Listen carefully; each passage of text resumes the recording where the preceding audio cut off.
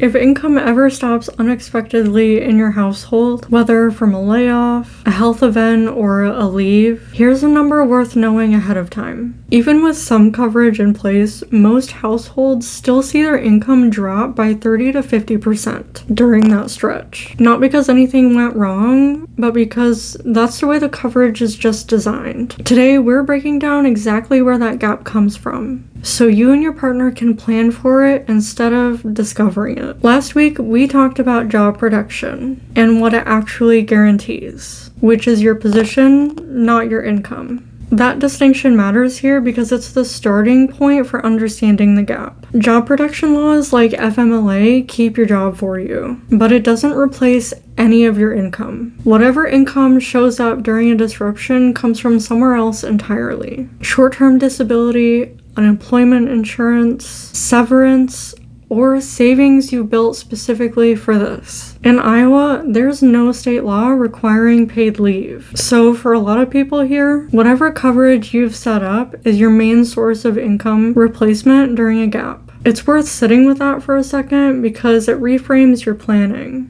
Most couples spend their energy making sure their job will still be there. Far fewer spend that same energy figuring out what the bank account will look like in the meantime, simply because no one ever brings it up. Short-term disability plans typically cover between 50 and 70% of your income, often closer to 60% for employer plans. Unemployment insurance varies wildly between different states and incomes, but it's rarely a full replacement either. That's the first gap. Even well-functioning coverage is not designed to replace your full paycheck. It's designed to soften the drop, not eliminate it. On top of that percentage, most policies also cap the amount that they'll pay each month. So if you're a higher earner in your household, the real replacement percentage can end up lower than the stated one once that cap kicks in. It's also worth checking whether premiums are paid pre-tax or post-tax, because that changes whether the benefit is taxable once it actually hits your account. A pre-tax premium usually means a taxable benefit, which shaves a bit more off the number that you actually see. And then there's the waiting period that we covered on Monday, the stretch of days after income stops and before any payment begins at all. Depending on coverage, that could be 1 week, 2 weeks, or longer, with nothing arriving during that time. Let's make this concrete with 2 examples. Say your household's